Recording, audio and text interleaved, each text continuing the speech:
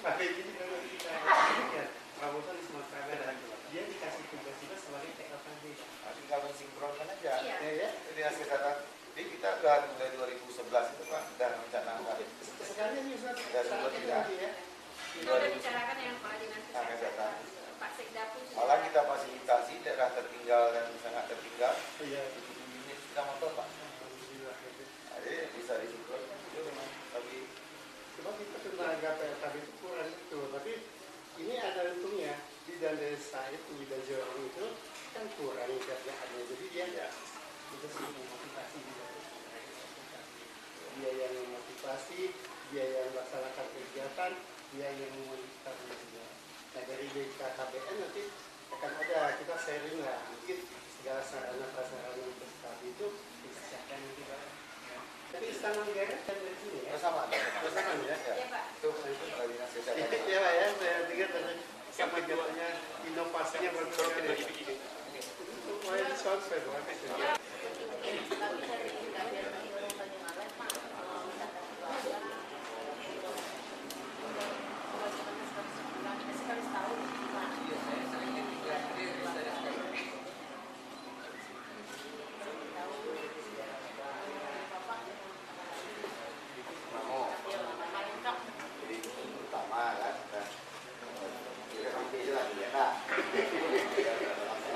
Periksa KTP ya, jangan salah ya Pak. Jadi kalau salah lebih sama.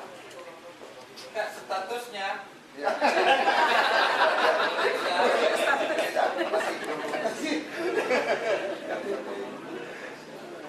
Saya belum berubah statusnya.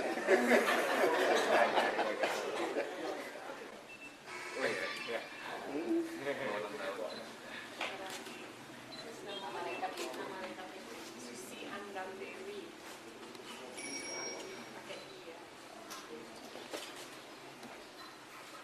Tanggal lahirnya 23 Juni 1963.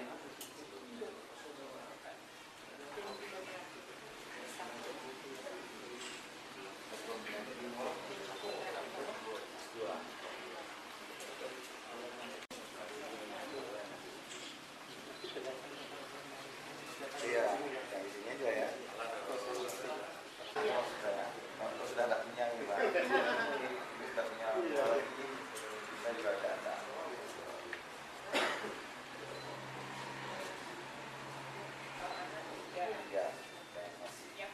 Ya, Tiara Sarasati.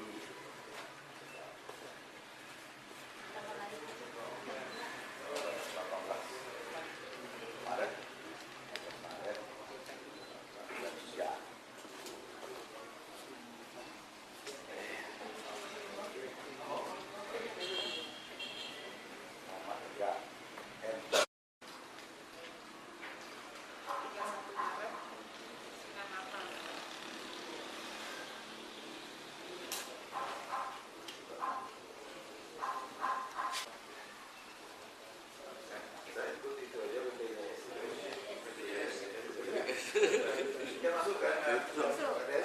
Saya mempersembahkan puji dan syukur kehadiran Tuhan Yang Maha Esa.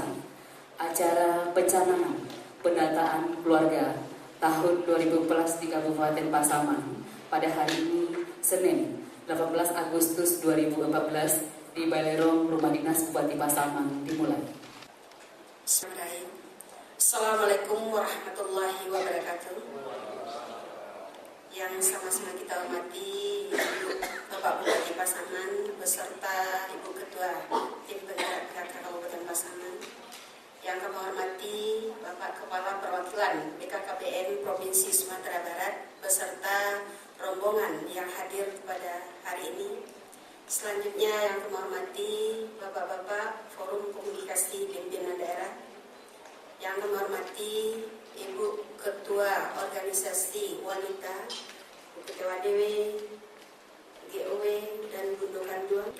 Bapak Bupati, Bapak Ibu yang kami hormati, izinkan kami melaporkan agenda kegiatan kita hari ini adalah merupakan rangkaian agenda pendataan keluarga yang secara nasional dimulai sejak 1 Juli sampai 30 September. Kita di Kabupaten Pasaman sudah melakukan pendataan keluarga ini sejak 1 Juli yang lalu, sekarang sudah memasuki minggu ke-7.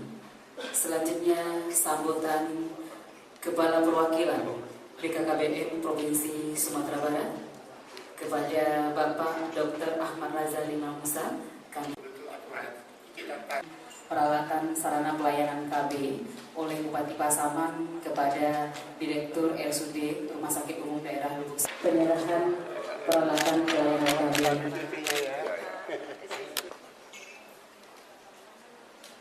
Warahmatullahi wabarakatuh.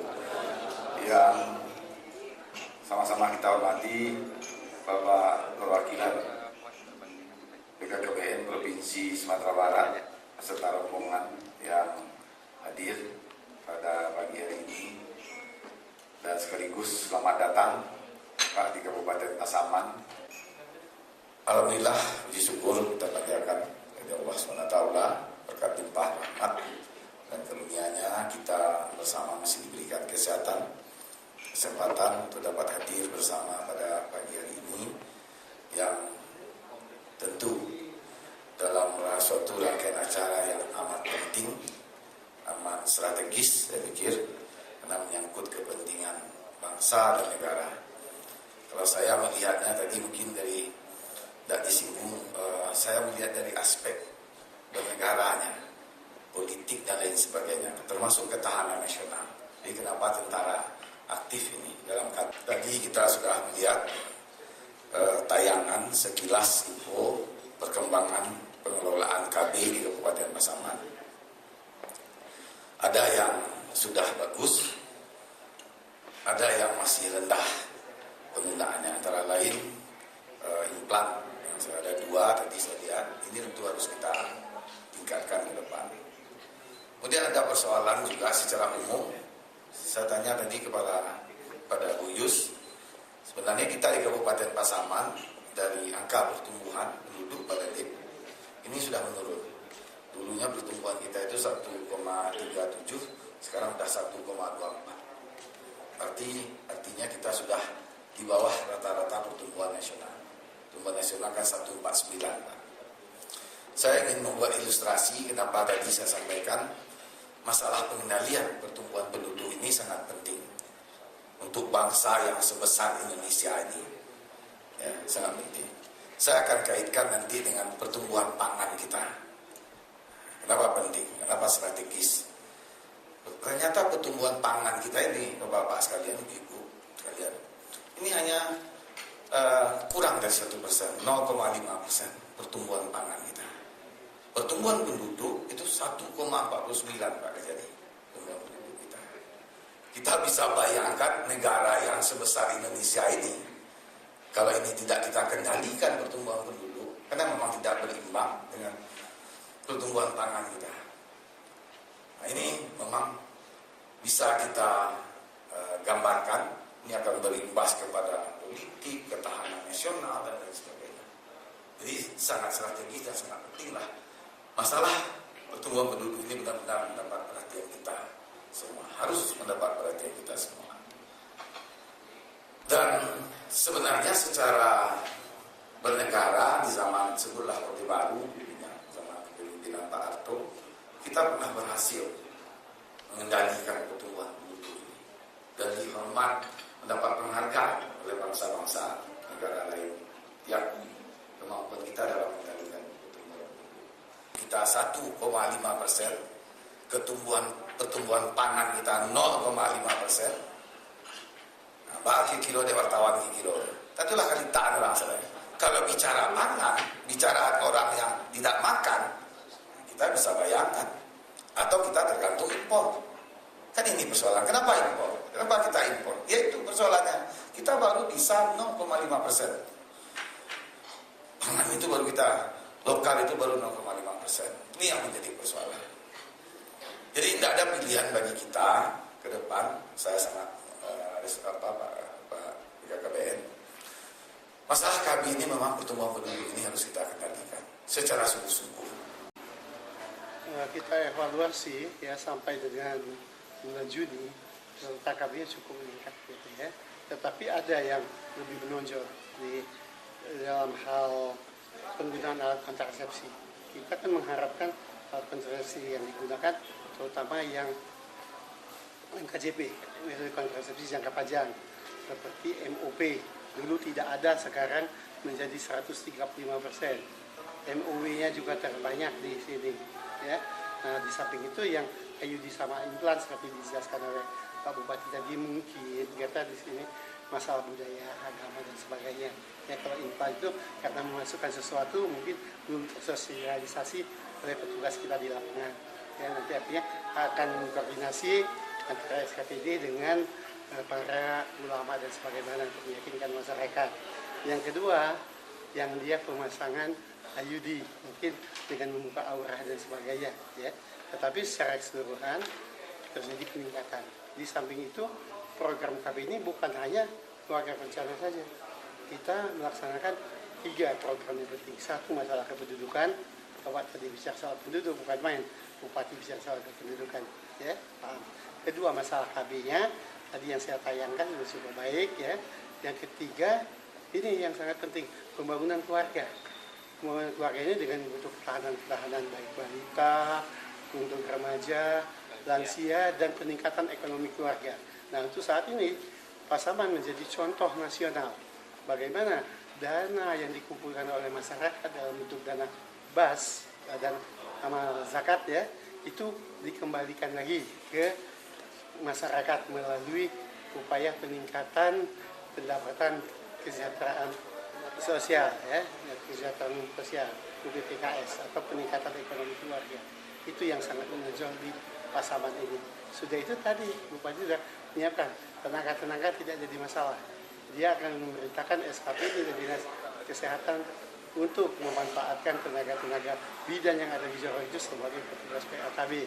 Ya, kelembagaan dia segera akan menyusun dan sebagainya. Itu kemajuan yang dicapai oleh Kabupaten Pasaman pada tahun 2014 ini. Apa yang diperlukan lagi untuk peningkatannya, Pak? Sebetulnya untuk itu tadi lah yang masalah itu masalah SDM kurang itu, tetapi bisa teratasi dengan kita memanfaatkan tenaga yang ada. Nah, yang kedua mungkin koordinasi lintas sektornya. Kita ini artinya kita akan melibatkan sektor-sektor terkait, ya, baik yang formal maupun non formal. Sebab dalam prinsip pelayanan KB ini kita harus bermitra. Kalau tidak bermitra maka susah kita mencapai hasil yang kita inginkan. Kalau di Pasaman ada mitra dia? Banyak kita, ya, yang seperti yang hadir saja, tokoh-tokoh masyarakat, organisasi provinsi, ada IBI, ada ID, itu sama TNI dalam rangka penggerakan TNI. Dimana kalau kita lihat hasil yang dicapai dengan MOP tertinggi itu tidak lain adalah karena penggerakan yang dilaksanakan oleh TNI. Kelebihan Pasaman sendiri dibanding daerah lain di Sumatera Barat ini apa Pak dari segi KB, Pak?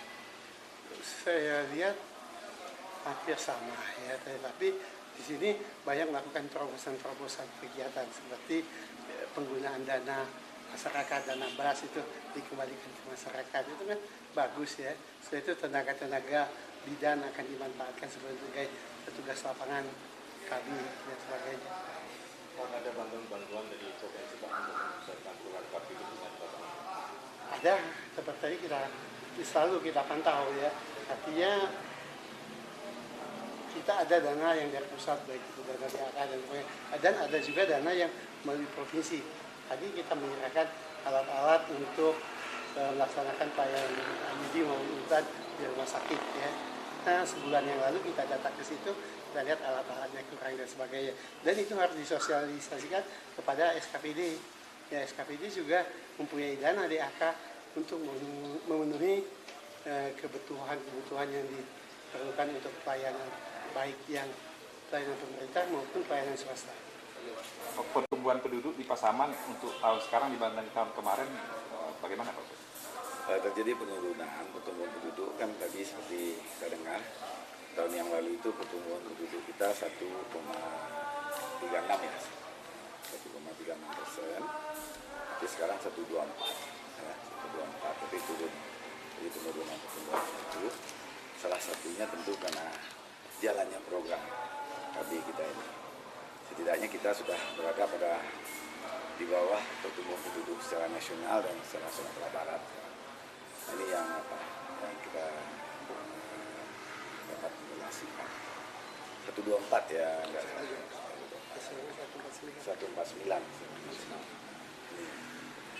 Nah, mengenai sensus KB ini sendiri Pak Bupati, apa sih keuntungannya bagi pemerintah daerah gitu Pak Bupati? Ini penting sekali karena data yang dilakukan oleh KB ini kan dia door to door ya sebenarnya. Tingkat akurasinya lebih kita yakini ini sebenarnya, dan dia lebih mengarah kepada lebih menyentuh kepada kehidupan keluarga secara rumah per rumah, kondisi keluarga itu bagaimana. Nah, dan itu memang penting bagi kita untuk melakukan intervensi program seperti yang saya gambarkan tadi. Ibaratnya pemerintah ini kan kita mengobati. Ya, program ini kan semacam obat bagi masyarakat sebelah kemiskinan. Kita bicara kemiskinan. Kita kan harus tahu kenapa ini masyarakat miskin, apa yang menyebabkan dia miskin. Mungkin anaknya yang terlalu banyak, tingkat pendidikannya yang rendah dan lain sebagainya. Dia tidak memiliki lahan usaha dan lain sebagainya. Ini penting. Di KB ini kan menggambarkan ke sana, arahnya ke situ. Jadi ini penting bagi kita, tidak hanya untuk pemerintah kabupaten aja, bagi provinsi itu penting untuk menetapkan kebijakan atau program. Bagaimana di Pasaman Pak Bupati perbandingan pertumbuhan penduduk dengan pangan? Kalau kita di sini tidak persoalan. Ya, Pasaman ini termasuk surplus dia. Disebutlah beras ya, kebutuhan pokok kita itu kan beras ya masyarakat kita. Nah itu kita surplus 9% kita. Ya, kalau tahun yang lalu, tahun ini malah mungkin di atas 9% kita harapkan seperti itu. Tidak persoalan itu. Yang persoalan kan masyarakat kita yang di perkotaan. Kalau daerah pertanian PDRB kita itu 54,6 itu kan dari sektor pertanian. Terbesar itu dari sektor pertanian. Daerah-daerah pertanian tidak persoalan dia. Yang persoalan kota. Masyarakat kita itu di kota itu kan jauh lebih besar daripada di kabupaten seperti kita ini. Yang saya gambarkan secara nasional tadi, itu secara nasional. Pertumbuhan pangan kita itu kan hanya 5%, 0,5%. Pertumbuhan penduduk berapa? 1,49. Berarti kita minus 1%. Kalau ditanya kenapa kita impor, ya memang itu faktanya. Ya. Ya, kalau kita bicara dalam konteks nasional itu sebenarnya kan rawan. Karena kalau bicara pangan, kalau udah rawan pangan ini dia akan berdampak kepada politik, kehidupan politik, ketahanan nasional dan lain sebagainya. Ini berbahaya. Ini yang saya sampaikan bahwa mengendalikan pertumbuhan penduduk ini sebenarnya harga mati bagi kita orang bangsa Indonesia. Kalau tidak bayangkan sekarang aja adalah 250 juta. Tadi saya buat ilustrasi penduduk Pasaman 12 tahun yang lalu. Kita bisa gambarkan. Kalau tidak kita kendalikan, tidak mustahil pada waktunya kita akan krisis pangan. Kalau udah krisis pangan yang terjadi, nah itu yang kita akan berhadapan dengan rakyat yang lapar. Itu. Kalau kita tidak sanggup impor lagi, kita akan berhadapan dengan rakyat yang lapar. Itu akan sangat mengganggu pada stabilitas politik, stabilitas ketahanan nasional, kita juga akan sangat terganggu. Saya pikir program KB ini kita harus melibatkan kembali seluruh unsur, seluruh komponen yang ada. Ya, tidak hanya cukup kita, karena dia akan bersentuhan dengan masalah pola pikir masyarakat, keyakinan akidah masyarakat, agama masyarakat.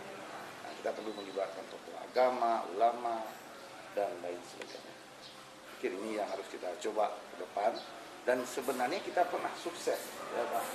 Nah sukses untuk ini dulu, tapi ini di era reformasi ini seolah yang baik dulu pun jadi tidak baik. Sebenarnya kan tidak seperti itu. Ini yang harus kita dorong ke depan. Terima kasih Pak.